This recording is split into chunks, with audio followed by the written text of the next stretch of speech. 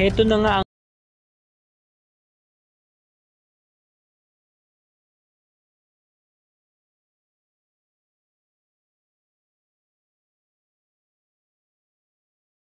makasakatuparan yung kanilang mga pinaplano.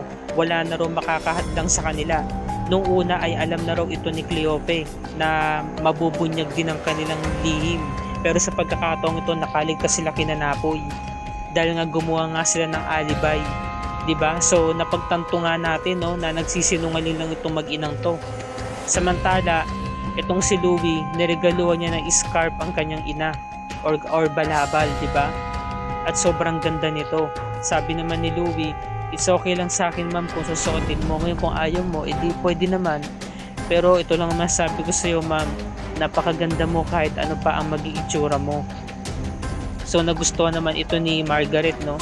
So biglang umentra itong si Andrew at humihingi ng tawad. Sabi niya, alam ko hindi mo ako mapapatawad pero gagawin ko to. Sabihin ko, I'm really sorry sa mga nagawa ko.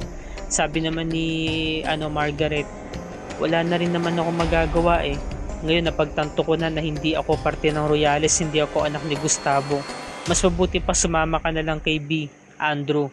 Doon ka na lang sa kabit mo. Total ito.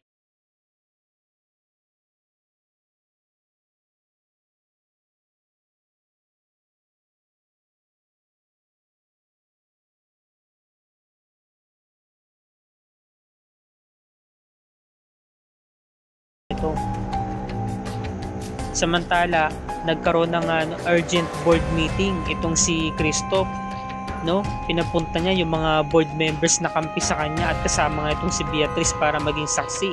So hindi alam ni Beatrice kung anong meron, nagmamadali siya. So nung pagpasok niya, nagulat siya, nandito na nga si Christoph pati yung mga board of directors. Sabi niya, anong meron? O sabi naman ni Christoph, no, gusto kong masaksihan mo ito B, dahil makukuha ko na rin ang posisyon na para sa akin. At nagulat nga itong si Beatrice, no, dahil nga pinaalam agad ni Christoph, kawalang niyaan talaga. Pinaalam niya agad sa buong kumpanya na hindi parte ng Royales itong si Margaret. So karapatan niya daw yun dahil kapatid siya at hindi niya raw hahayaan, no, na isang anak sa labas o hindi kadugo ang mamumuno ng kumpanya.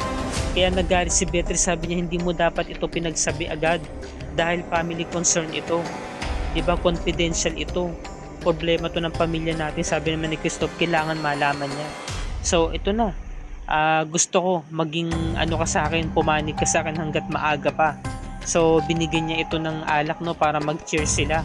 So nangyari, imbis na itunggain ito ni Beatrice, binuhusan niya yung kuya niya.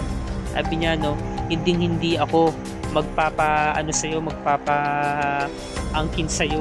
Sabi niya, lumabas kayo kung ayaw niyong madamay. Lumabas yung mga board of directors. At nagkausap silang magkapatid, kinumpronta niya. Sabi niya, no, from now on, lalaban na ako sa'yo. Hindi ako sa'yo magpapadala. Hindi mo ako magiging kakampi. So sasaktan si ni Christoph, no, sasampalin siya. Sabi niya, no, hindi mo ko pwedeng saktan dahil si Margaret lang ang pwedeng manakit sa akin, wala nang iba. So gustong gusto ko tong si Beatrice, no. Sabi nga ni Christoph, nasa na yung kanin sister ko, yung manipulative, yung matapang na Beatrice, nasaan na? Ba't ngayon nawawala na? Nung nakilala mo lang ng gusto yung totoong boy ni Margaret, nung nalaman mo, lumambot na ang puso mo. Pero nagkakamali siya, no, dahil talagang naging palaban na nga itong si Beatrice. Kaya gustong gusto ko yung datingan niya dito. Mas pinatapang na siya, no. Kaya nangyari, nagwala itong si Christoph. Samantalang si Napoy, inawat ni Otep. Kasi sabi nga ni Otep, Napoy, alis ka pala, saglit lang, may sabihin ako sa'yo. Hiramin ko sana yung motor mo kasi meron kaming lakad ni Emil. Meron na rin siyang nakalap na another na evidence tungkol dun sa hiringgilya na nakita namin. Sabi naman ni Napoy, pupuntahan ko si Beatrice, meron kaming pagkikita kaya gagamitin ko tong motor.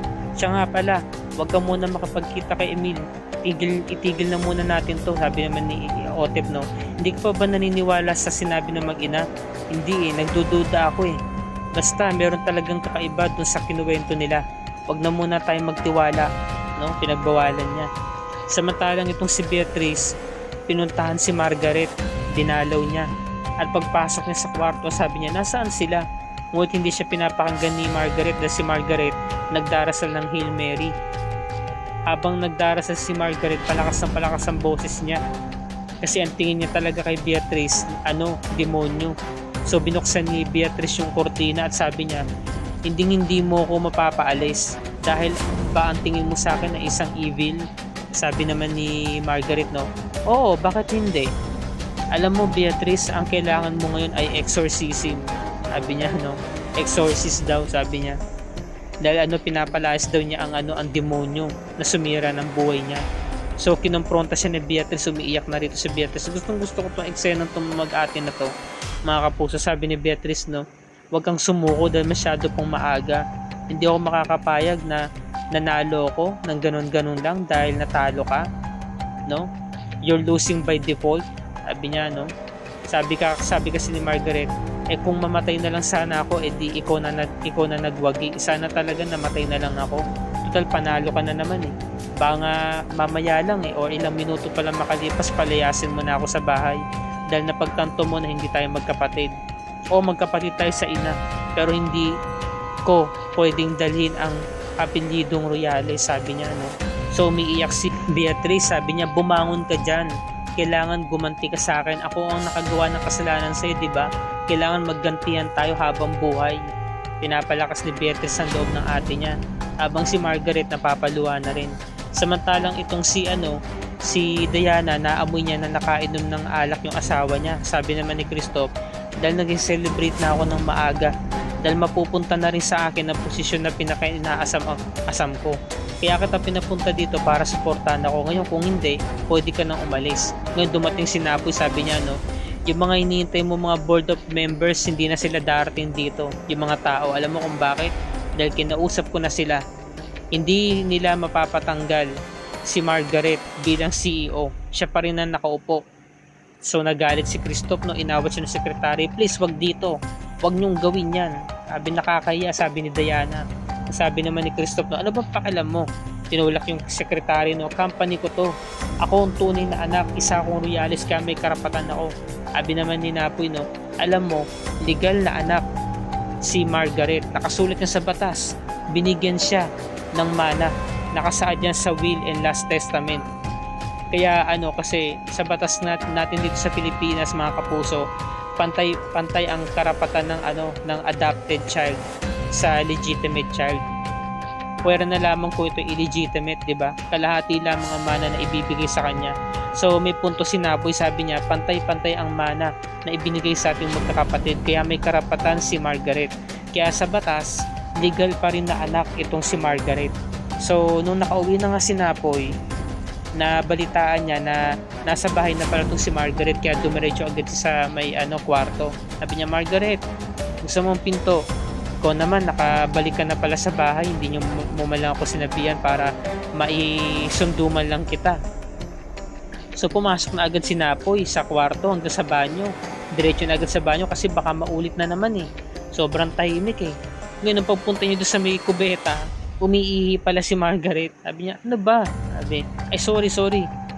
Yun, sabi, hintayin na lang kitang tumayo para maalalayan kita. So nung tumayo na nga si Margaret, nagugas siya ng kamay, sabi niya, ba't mo itong ginagawa, Napoy?